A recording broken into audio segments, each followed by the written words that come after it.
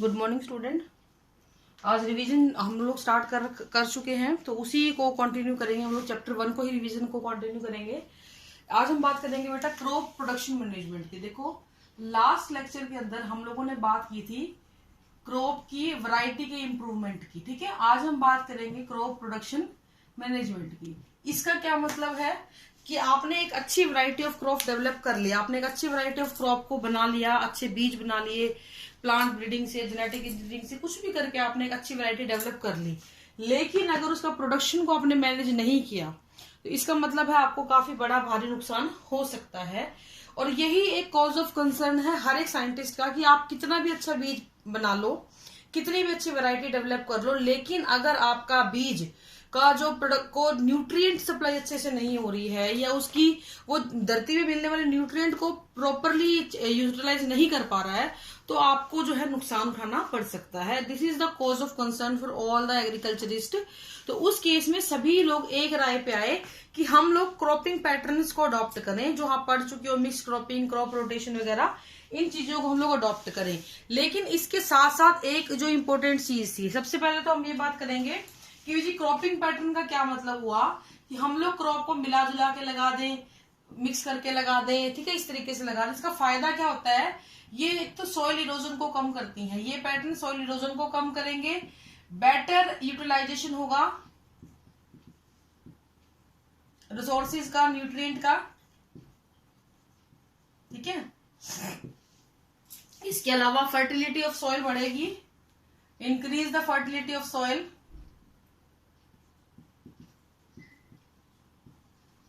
Soil की fertility जो है वो इंक्रीज कर जाएगी। इसके अलावा eradication of help in eradication of weed होते बेटा अनवांटेड प्लांट्स। तो इस तरीके से क्रॉपिंग पैटर्न के कुछ फायदे हमने देखने को मिले। इसके अलावा तो सबसे इंपॉर्टेंट फायदा था इंक्रीज क्रॉप यील्ड, आपकी जो यील्ड है वो बढ़ जाएगी, ठीक है। तो इस सभी चीजों को देखते हुए हमने क्या किया, न्यूट्रिएंट मैनेजमेंट सिस्टम को अडॉप्ट किया कि हम अगर अपने अच्छे बीजों को अच्छे अच्छे किस्म के न्यूट्रिएंट्स दें, तरीके से दें, उनकी जरूरतों के हिसाब से दें, तो हमारी पैदावार और ज्यादा बढ़ सकती है। क्योंकि पौधों को जो न्यूट्रिएंट है वो अपने ग्रोथ के लिए, डेवलपमेंट के लिए, बॉडी फंक्शनिंग के लिए, सभी के लिए उनको आवश्यकता पड़ती रहती है। तो उनको कुछ इनऑर्गेनिक एलिमेंट्स की आवश्यकता होती है जो उन्हें डिफरेंट सोर्सेज से मिलते हैं। लगभग 16 के करीब एलिमेंट्स की यहाँ पे बात की गई है, जिनमें से 13 सॉइल से मिलेंगे, हाइड्रोजन, इसके अलावा कार्बन, हाइड्रोजन और ऑक्सीजन है। हाइड्रोजन वाटर से मिलेगी और कार्बन और ऑक्सीजन किससे मिलेंगे बेटा, एयर से मिलेंगे, ठीक है। बाकी जो है वो सॉइल से मिलेंगे, लेकिन हम इन सबकी ही बात करेंगे यहाँ पे। ये इसके तो ठीक है। अगर आपसे कोई पूछे वाटर क्या है, ये पानी का फॉर्मूला है, तो ये आपको क्या सप्लाई करता है, इट विल सप्लाई हाइड्रोजन, क्योंकि ऑक्सीजन यहाँ बाउंड फॉर्म में है। इसके अलावा फिर हम बात करें एयर वाटर सॉइल, ये तीन ही चीजें हमारे आसपास, तो ये हमें कार्बन देती है और ऑक्सीजन देती है, ठीक है बेटा। अब बाकी जो एलिमेंट रह गए, देखो नाइट्रोजन बहुत ज्यादा अमाउंट में है, लेकिन पौधे उसको यूज नहीं कर सकते डायरेक्टली, बाउंड फॉर्म में होती है, तो इसलिए जरूरी होता है कि हमारे को वो खुले फॉर्म में मिले। तो बाकी जो बचे 13 एलिमेंट वो हमें कौन देगा बेटा, सॉइल से मिलते हैं। सॉइल के अंदर अबंडेंट रिसोर्स है, अबंडेंट अमाउंट में ये प्रेजेंट होते हैं। कौन कौन से हैं बेटा, ये nitrogen, phosphorus, potassium, calcium, magnesium, sulphur, iron, manganese, boron, zinc, copper, molybdenum and chlorine. 13 हो गए ये। तो ये आपके जो है एलिमेंट्स हैं। इन एलिमेंट्स को सॉइल के द्वारा ही पौधों को दिया जाएगा। इन एलिमेंट्स को on the basis of their requirement हमने दो पार्ट्स में डिवाइड कर दिया है, मैक्रोन्यूट्रिएंट एंड माइक्रोन्यूट्रिएंट। ऐसे न्यूट्रिएंट जिनकी आवश्यकता हमें जरूरत से ज्यादा है, बहुत ज्यादा अमाउंट में जिसकी सप्लाई देनी पड़ती है पौधों को, उसको हम बोलते हैं बेटा मैक्रोन्यूट्रिएंट। ये भी आपके मैक्रोन्यूट्रिएंट में भी आते हैं CHO। इसके अलावा सोयल से nitrogen, phosphorus, potassium, calcium, magnesium and sulphur है जो ज्यादा अमाउंट में यूज किए जाएंगे। माइक्रोन्यूट्रिएंट में we have iron, manganese, boron, zinc, copper, molybdenum, chlorine, जो कि कम अमाउंट में चाहिए। अब देखो बात एक आती है, कम अमाउंट का मतलब ये नहीं है कि आप इनको इग्नोर कर दो, कम अमाउंट में चाहिए, लेकिन चाहिए। अगर आधा ग्राम भी चाहिए, 1 ग्राम भी चाहिए, 1 मिलीग्राम भी चाहिए, तो वो 1 मिलीग्राम सॉइल के अंदर प्रेजेंट होना चाहिए, अदरवाइज इसकी हमें नुकसान होना शुरू हो जाता है। अगर मिट्टी में इनकी कमी होती है किसी भी एलिमेंट की, तो उसको हम लोग आउटर सोर्सेज से फुलफिल करना जरूरी हो जाता है। रीजन, अगर इनमें से किसी भी एलिमेंट की डेफिशिएंसी हो जाती है, किसी भी की, कार्बन की, हाइड्रोजन की, ऑक्सीजन की, या किसी और की भी डेफिशिएंसी होती है, तो डेफिशिएंसी सिम्टम्स आने शुरू होते हैं, ठीक है, डिजीज हो जाती है प्लांट को, बहुत सारी प्रोडक्शन घट जाएगी, ग्रोथ पे इफेक्ट पड़ेगा, रिप्रोडक्शन पे इफेक्ट पड़ेगा। तो ओवरऑल कहने का मतलब है आपकी जो यील्ड है वो क्या कर जाएगी, डिक्रीज कर जाएगी। तो इसलिए जरूरी होता है कि इन सभी एलिमेंट्स की आपूर्ति होती रहे पौधों को, ताकि उनकी जो यील्ड है वो घट ना पाए। तो इस पूर्ति को करने के लिए हम लोग क्या करते हैं बेटा, हम लोग यूज करते हैं मैन्योर और फर्टिलाइजर्स को। तो हमारी जो फुलफिल करने के लिए रिक्वायरमेंट को, to fulfill the requirement we use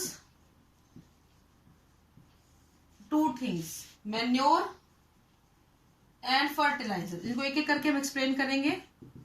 manures को यूज करेंगे और फर्टिलाइजर्स को। मैन्योर में we have several type, farmyard manure,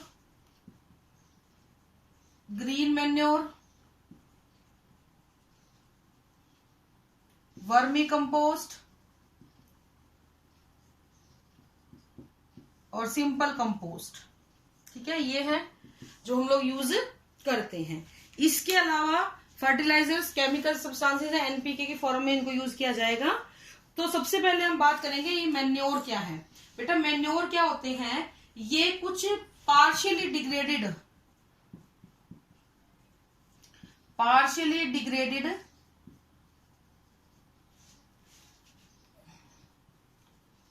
element है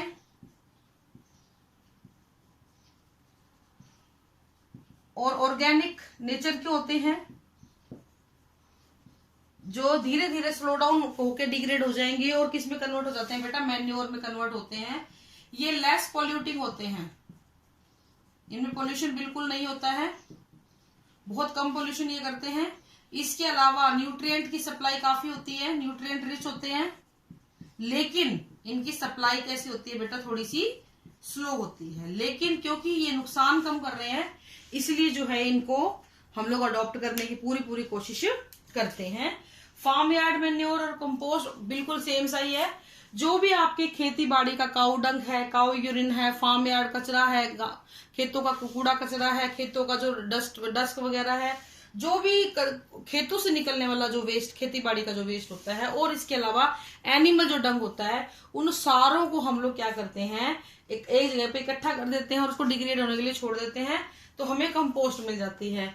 अगर हम लोग फार्म यार्ड मैन्योर की बात करें तो इसमें थोड़ा गड्ढा खोद के उसके अंदर भर देंगे तरीके से उसको किया जाता है, तो फार्म यार्ड मैन्योर उसको बोलते हैं। ग्रीन मैन्योर के अंदर हम लोग क्या करते हैं बेटा, कुछ प्लांट्स हैं जैसे कि सन हेम्प है, काउपी वगैरह है, इन प्लांट्स को ही हम लोग ग्रो करवाएंगे और डायरेक्टली इन पौधों को फाड़ने की बजाय इनको जमीन के अंदर ही मिला देते हैं, छोड़ देते हैं, ताकि ये नाइट्रोजन और फास्फोरस को रिलीज कर सकें। तो इसलिए इनको, क्योंकि हमने हरे पौधे यूं यूज कर लिए, इसलिए ग्रीन मैन्योर बोलते हैं। And this is very much important. Vermicompost, इसमें हम लोग क्या यूज करते हैं बेटा, we are using earthworm here. हम लोग जितना भी किचन वेस्ट होता है या हाउस होल्ड वेस्ट होता है, घरों का कचरा जो होता है, उन सारे कचरे को मिला के उनके ऊपर अर्थवर्म्स को छोड़ देते हैं।